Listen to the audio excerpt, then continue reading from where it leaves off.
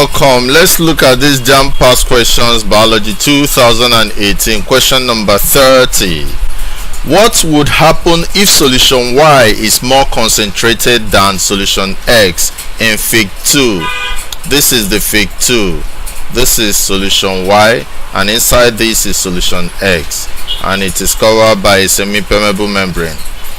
So what will happen if solution Y is more concentrated than solution X in this figure? A, the level of X would rise, Y would fall. B, the level of X would rise, Y would rise. C, the level of X and Y would stay the same. D, the level of Y would rise, X would fall.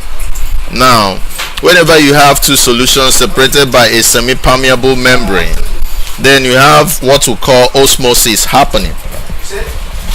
And if osmosis is happening, what actually happens in osmosis? So osmosis actually is the movement of solvent molecules, from a strong solution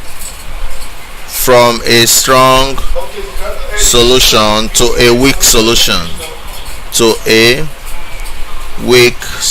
That's what happens in osmosis. Movement from strong solution to a weak solution through a permeable membrane, or you call it through a selectively permeable membrane. So that's what happens in osmosis, from a strong solution to a weak one. And here we have that Y is strong, so this Y is strong, so there will be movement from this Y into this X that is weaker, so that will make X to rise.